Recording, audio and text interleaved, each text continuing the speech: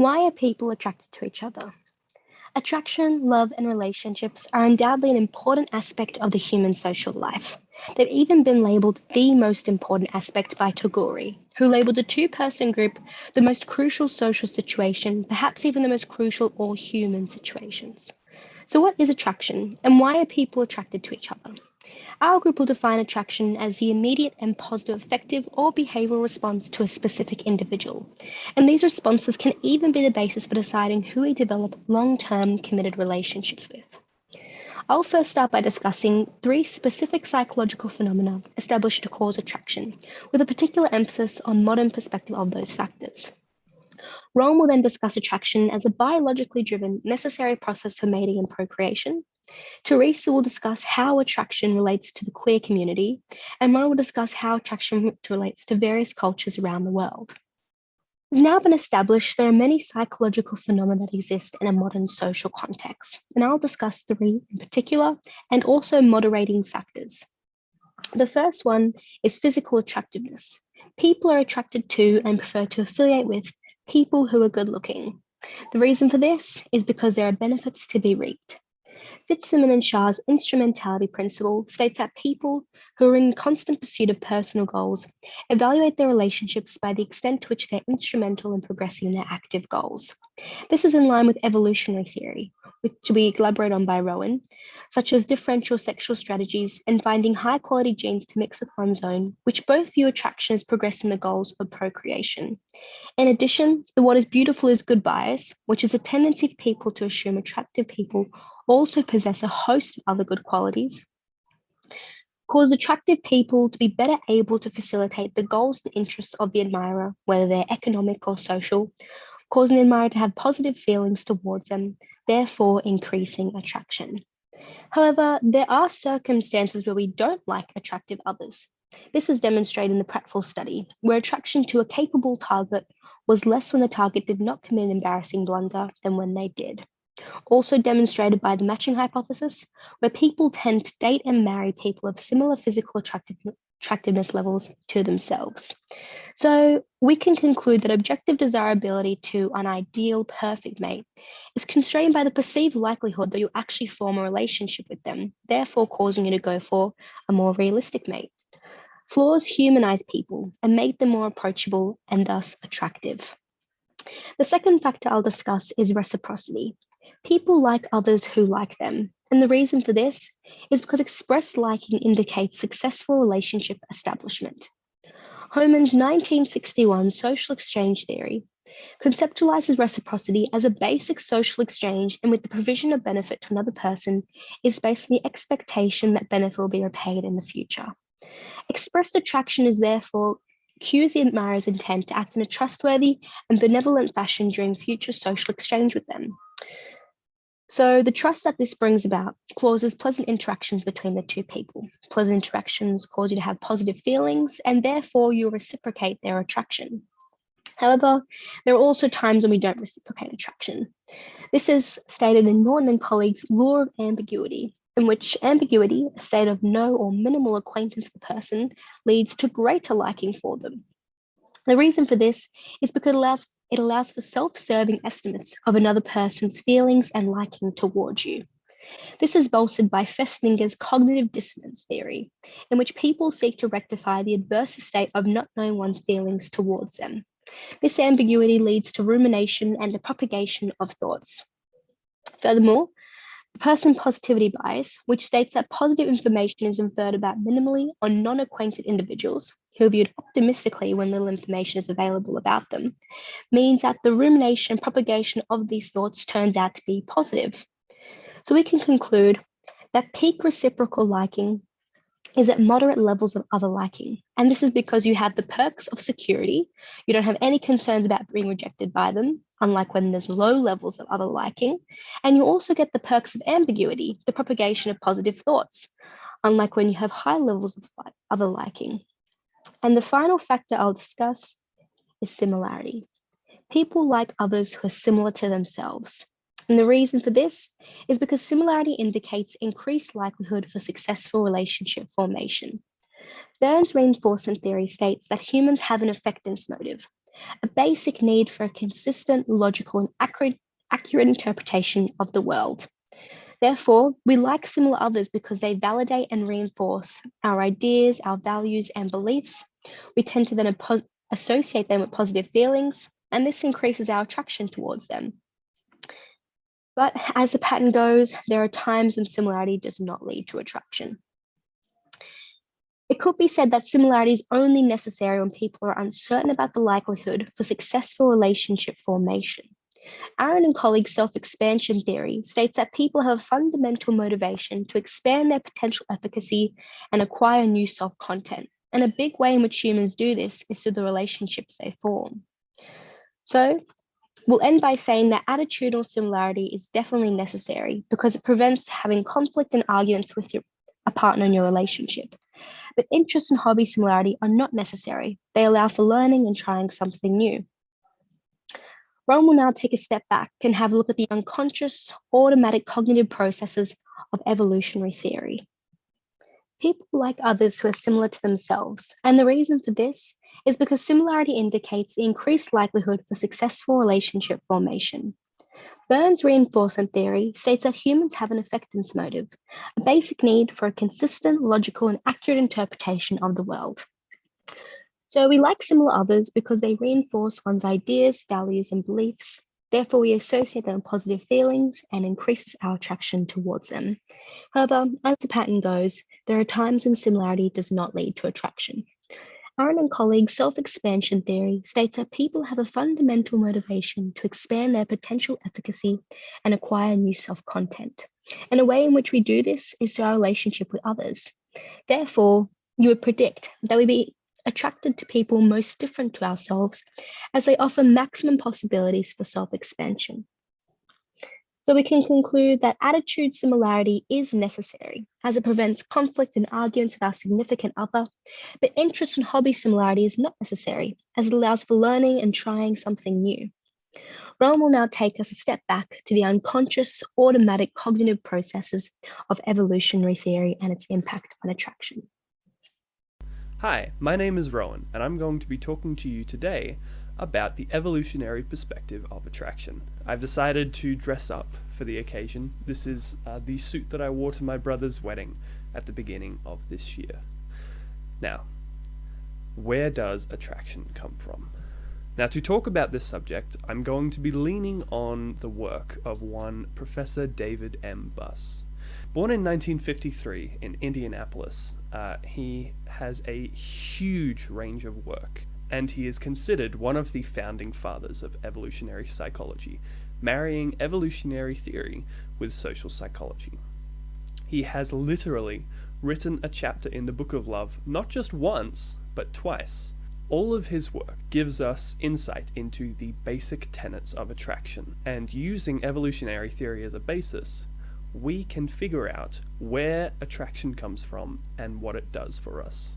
First, let us consider a case study of animal behavior and then extrapolate onto humans. The village weaverbird, Ploceus cucullatus. In 1978, a study was run by Callias in Victoria. They found that the village weaverbird's mating habits revolved around the nests that they build. These nests, as you can see pictured here, are built entirely of native greenery. The variables that they explored were the sturdiness of the nest, the freshness of the nest, and the colour of the nest. They tested whether or not freshness alone would be enough for a male to be attractive. To do this, they painted nests from last year with a green colour to make them look more fresh. They found, however, that the painted nests were picked much, much less than even the nests from last year that were abandoned. These animals, creating social security in their nests, are attracted to actual rather than perceived social security. We can also attribute that to humans. Through evolutionary theory, humans are descended from animals. This is one of the facts. And thus, due to extrapolating from the weaverbirds, we can assume that humans are attracted to social security.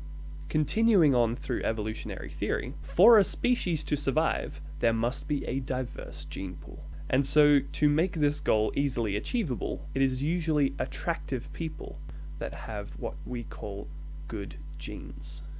Now, these good genes are not better than anyone else. They are just simply collections of more diverse genes. To continue this, the way that males are attracted is different to the way that females are attracted, with males spreading their genes as much as they can, and females trying their best to support themselves as they nurture the new life that is the mixture of these genes. What that says is that males and females have very different sexual strategies. For females, you have a high risk, high demand process. This is, of course, pregnancy and nursing. And so to find a compatible mate, females have to search for a male with high economic and social security. This is the first sexual strategy. The second, for the males, is due to the fact that they have little to no stress or demands resulting from successful mating. So males, instead of trying to find a dyadic relationship, they instead try to spread themselves as far as possible, and instead are attracted to physical attributes such as age, fitness, and physical attractiveness to increase the genetic diversity. This is not always true, however, and it is very easy to find examples when this begins to break down, and this is in fact the next stage in the evolution. Studies into the sexual strategies of women in societies with high levels of economic security in the female population show a breakdown of evolutionary sexual strategies. Because the women no longer need to seek out a partner with economic and social security, that need dies down and becomes much less important when compared to physical attractiveness, which instead takes priority. We can conclude then that sexual strategies are prone to change based on whether basic requirements, that is, the requirements from before, such as, for example, social and economic security, are met. To extrapolate further, and to show how we get from this point with the sexual strategies to where we are today with the various factors of attraction, in line with evolutionary theory, there must be a sexual desire within a species, or else the species goes extinct. And as we have seen before, there are needs that must be fulfilled to have a sexual drive. And as you grow very, very large in the limit of generations, these needs become automatically fulfilled, and thus that need is no longer relevant. So for the sexual drive to survive, there needs to be a new need created. These are the main contributing factors of attraction that are being created as the old needs begin to wither. There are also many other ways to look at attraction, and as my group members are about to say, the way that we see romance, attraction, and love these days is greatly dependent upon what we call the gender spectrum, and I think it is much more interesting. Why do we fall in love? Tash and Rowan have introduced us to the factors that influence why we develop a basic level of attraction to other people around us. But why do we fall in love with people? This section of the presentation will discuss romantic love and theories for why we experience it. It will also discuss what sexual orientation can tell us about human sexuality and romantic attraction. So much of the research around attraction has studied heterosexual and cisgender individuals. Many of the theoretical hypotheses for attraction assume heteronormativity and talk in terms of biological sex, equating to a gender binary. This section will discuss the development of love, which we'll also refer to as romantic attraction, and we'll look at what sexual orientation can tell us about romantic attraction and love. So what is romantic love? For the purposes of this section of the presentation, romantic love refers to the high arousal initial experience of falling in love with someone. It describes the high levels of physiological arousal we experience when we begin to develop a romantic attraction to a particular person. This arousal can be sexual arousal, but sometimes it is more general stress-related arousal that we attribute to the experience of being in love. This type of passionate love is generally experienced in the initial stages of falling in love. But for a relationship to continue long term, a more secure, stable sense of companionship is required. This section of the presentation, I will focus on the ways we experience this initial passionate love. And in the next section, Ronald will go into factors for the development of romantic relationships. So this initial attraction or passionate love involving high levels of arousal has been studied from an evolutionary and adaptive perspective. Traditional evolutionary psychology theories suggest the mechanisms behind sexual attraction are a desire to obtain genetic diversity to allow for successful reproduction. Per these theories, the adaptive function of this high arousal initial experience of falling in love is to facilitate reproduction. But these theories have a very heterosexual and cisgender focus. People who are attracted to those of the same gender have always formed a percentage of human populations, which challenges the theory that the only psychological mechanism behind attraction is to achieve reproduction. Because if that were the case, there would be no evolutionary function for same-gender attraction. This assumption is reductive and harmful because it perpetuates concepts of heteronormativity. More recent research hypothesizes that there are many social adaptive functions for sexual attraction, aside from just reproduction. Barron and Hare have done research theorizing that increased prosociality and sociosexuality are adaptive functions for same-sex attraction. This not only provides an adaptive explanation for same-sex attraction, as well as a more comprehensive understanding of human sexuality in general, but it demonstrates how romantic attraction and the close and often sexual relationships that often follow it can have many benefits, including creating strong social bonds between people, social reinforcement, affiliation, play, appeasement, and conflict resolution. Furthermore, recent research suggests that individuals may be primarily attracted to a person's gender identity rather than their sex. Recent research has studied attraction to gender identity and personality. Judson and colleagues found evidence to support the hypothesis that gender identity rather than sex may be quite crucial to attraction. Their study of 280 individuals found that participants responded to questions about what they find attractive in a person, largely in relation to gender identity traits, rather than physical or sexual traits. Recent research regarding the asexual spectrum has also contributed to our understanding of love and human sexuality. Asexuality has been defined as the absence or reduction of sexual desire, although recent conceptualizations suggest it is really another dimension of sexual orientation. Asexual people often still experience romantic love, but without experiencing the high levels of arousal we have been previously characterizing passionate love as. This suggests that perhaps there is more to initial romantic attraction than simply high levels of arousal. There are many other factors that come into play in the development of love. Some of these factors have been mentioned earlier on in Natasha's section of the presentation, including personality traits such as similarities to oneself, and reciprocity, whether the other person is reciprocating the feelings. Another factor is self-identity. Broder and Yule conceptualize the asexual spectrum as having on one end a strong sense of a self or a subjective identity, which is what connects attraction to the sexual arousal experience. And on the other end of the spectrum, having an identityless sexuality, where the attraction isn't connected to a sexual self, which results in what we know as asexuality. In this section, we've gone over different factors in the development of the initial stages of falling in love. And in the next section, Ronald will discuss cross-cultural factors when it comes to the development of romantic love.